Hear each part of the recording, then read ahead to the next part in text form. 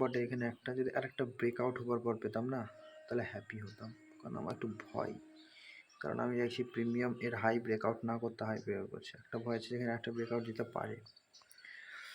So ট্রেডটা তো নিয়ে নিলাম, আর প্রিমিয়াম ডিকে একদম নাই বাইংয়ে, তাও বাইং করলাম।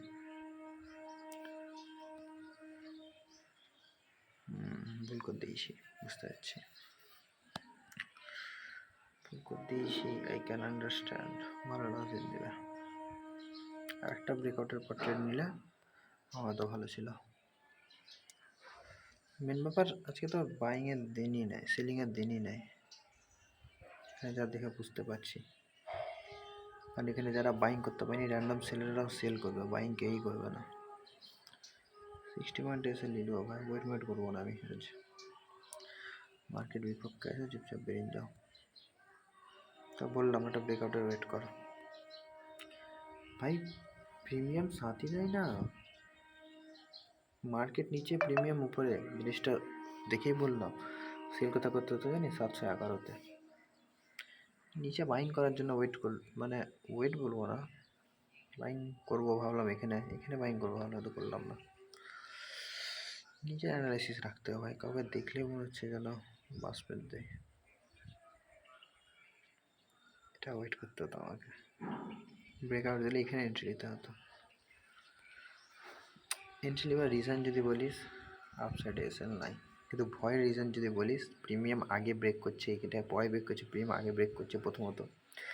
সেকেন্ড থিং ভয় যেটা হচ্ছে সেটা হচ্ছে যে এত ফাস্টে কেউ বাইং করতে পারেনি, তো সবাই যদি বাইং করতে না পারে তো র্যান্ডমরা ভাববে আমি সেলিং করবো, বাইং করেনি।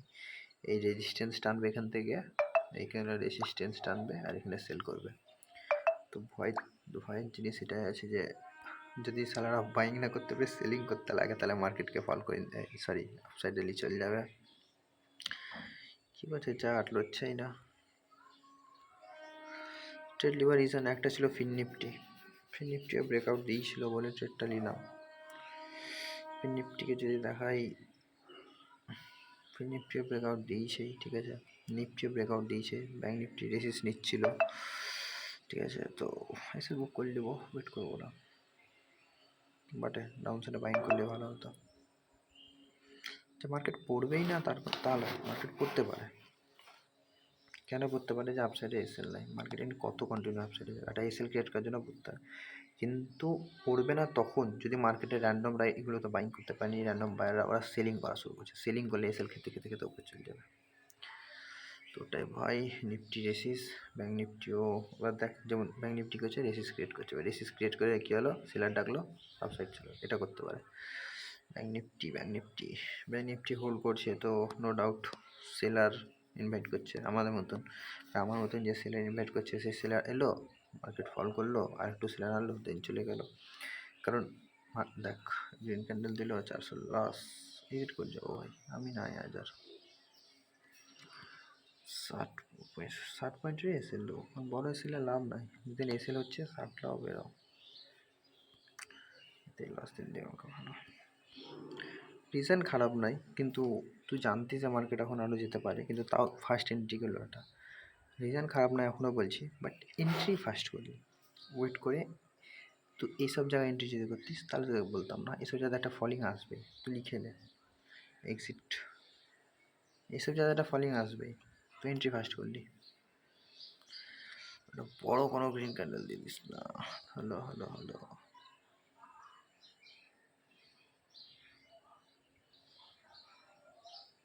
এমএফটি কত তো বুক করলি, 600, কত বেশি তো বুক করলো দেখলি কি? দেখলাম তো তাহলে বুক হয়ে গেছে এখানে আশেপাশে, ডোন্ট ওয়ারি। খুব ভুল ট্রেড হলো, খুব ভুল। আমি এখানে বাইং করার ভাবছিলাম, কারণ জানতাম মার্কেট এইখানে, প্রথমত এখানে কেন বাইং নেবো বলছিলাম বলদি, এখানে বায়ার্স বসে আছে, গ্যাপ আপ দিল, ভালো প্রফিট দেখেছে, মার্কেট কী করছে, ধীরে ধীরে নিচে আসছে, মার্কেট ওদের এসে কোথাও এটা ব্রেকডাউন করে, আর এখানে 500 লেভেল আছে। 500-র সাথে ব্রেকডাউন করলে কী হবে, মার্কেট নিচে যেতে পারবে না। কেন যেতে পারবে না? কারণ বায়াররা এক্সিট করা শুরু করবে প্রফিটে এক্সিট শুরু করলে মার্কেট কেনই বা পড়বে? তার প্রফিট খাওয়ার জন্য পড়বে না। তো মার্কেট যখন এটা প্রফিটে আছে, মার্কেটে এদেরকে টার্গেট করবে। তা বোঝা হচ্ছিলো মার্কেট এখানে সেলার ইনভাইট করছে, র্যান্ডম এরা ভাববে সেলিং করবো আর মার্কেট উপরে বেরিয়ে যাবে। এটা হয়ে গেল আমার ভুল। এখানে যদি এক্সিট না করতাম তো সেমি লস দিচ্ছে এখনও, যদিও ঠিক এখানে বাইং করতে হতো। হান্টিং ট্রেডার তো পুরো বুঝিয়ে দিল যে আমি এখানে এন্ট্রি করে বসে আছি, তাও আমি বললাম না, আমি আমার এতেই। এই লোকের অ্যানালাইসিস দেখা সব ছেড়ে দিতে হবে ভাই, এদের অ্যানালাইসিস দেখে নিজের মাথা খারাপ হচ্ছে। এবার দেখবো হান্টিং ট্রেডার, সরি ইন্টারে হান্টার এইখানে সেল করছে। আমি জানি মার্কেট ওপর যাবে, কারণ প্রিমিয়াম হাই বের করছে ভাই, প্রিমিয়াম হাই বের করলেই মার্কেট ওপর যাবে। প্রিমিয়াম হাই বের করলে মার্কেট উপর যাবে, বুঝতাম 300+। কি এখনো ট্রেডে বসে আছে?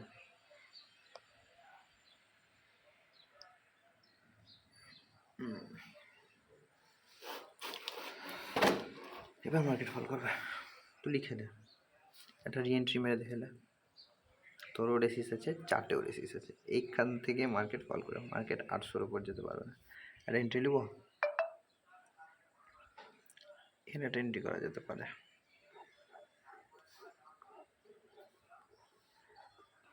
দেখ ব্রেকআউট, শুধু বায়ার্স, ফিলহাল ইয়ে ব্রেকআউট বায়ার্স। মার্কেট কী করবে, 800-র উপর কাজ করতে পারবে না। 800 ব্রেকআউট করলো, এখানে বসে একটা সেকেন্ড এন্ট্রি নিয়ে এলি, গ্যারেন্টি মার্কেট আনতে ফল করবে, গ্যারেন্টি লিখে এলে। এই রেসিস থেকে রেসিস নিয়ে ফল করবে, বা হয়তো রেসিসে গেলে আরও র্যান্ডম ছেড়ে আসবে বলে এখান থেকে ফল করবে। লিখছি না, জাস্ট এখান থেকে দেখিয়ে দিচ্ছি। গ্রিন ক্যান্ডেলের ট্রেড নিলাম, কিন্তু এসএলটা থাকতে হবে এর উপরে। ওকে, এর উপরে বসে টার্গেট নিলে মিনিমাম 500 মানলাম এখান থেকে, এতটাই বললাম। যদি বলি মিনিমাম টার্গেট তো এতটা নিলে,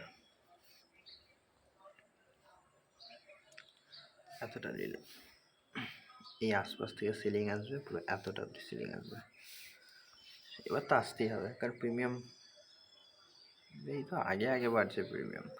যাই হোক, খুবই মাইনর ভুল হলো, মাইনর ছোটো সরি মেজর ভুল হলো, খুবই বড় মেজর ভুল হলো, খুব বড় মেজর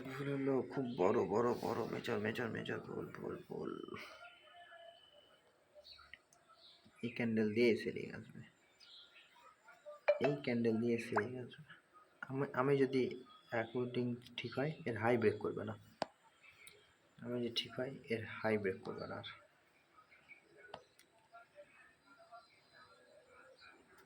হাই ব্রেক করবে না। আমার ভুল এন্ট্রি হলো ওখানে, জিনিসটা ঠিক আছে, ফলো করে নিলাম। পরের বার এমনি ট্রেড নেবো, যে মার্কেট পার্স বসে আছে, এমনি যদি ব্রেকডাউন করে যেখানে এসএল কাটবে, তো এটা যদি এসএল কাটবে এটা প্রফিটে কাটবে, তারপরে লাভ নাই। সো দ্যাটস ওয়াই এখানে একটা বাইং করা যেতে পারে। হয়তো লো হোল্ড করছিল, ও হাই ব্রেক করছিল, তো বিন্দাস এখানে বাইং করা যেত। তো লিখে নে, আমি বললাম না এর হাই কাটবে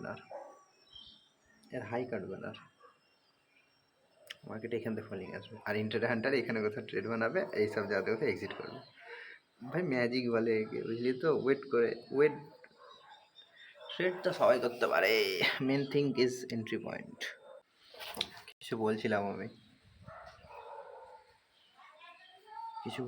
আমি হাই ক্রস করতে পারবে না, এখান থেকে মার্কেট ফল করবে ভাই, আপসাইডে এসে নাই ফল করবে। Just wait for one thing, PS 800 PS হয়ে ব্রেক করতে দে। 800 পিএস হয়ে ব্রেক করলো, র্যান্ডম বায়ার্সরা বললো এগুলো তো পারলাম না, এখানে এন্ট্রি নেবো। যখন এখানে এন্ট্রি নিল মার্কেট বুম,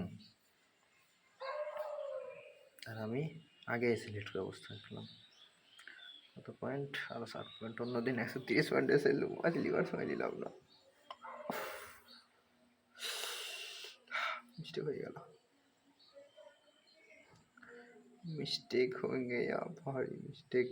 প্রিমিয়াম 100 পয়েন্ট ফল করলো, বিন্দাস ইন্টারে হান্টার সবকে টার্গেট করবে, 500 ব্রেকডাউন হবে, 500 ইন্টারে হান্টার 500 ব্রেকডাউন ওয়েট করবে। আমি কেন ওখানে সেল করবো? ওকে রিজন দে, এইখানে কেন সেল করবো না? আমি সেল করেছি 700-তে, কেন সেল করবি এখানে? তো ওয়েট কর, ওয়েট কর, 134 পয়েন্ট আরও আপ যেতে পারবে কীভাবে ভাবতে পারি আমি?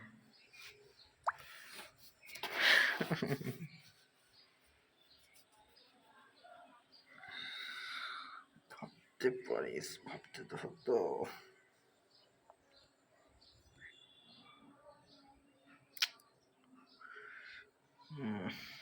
ছে, এখানে বাইং হলো না, এখানে সেলিং হলো না, বাইং হলো না, সেলিং হলো না, বাইং হলো না, সেলিং হলো না, বাইং হলো না, সেলিং হলো না।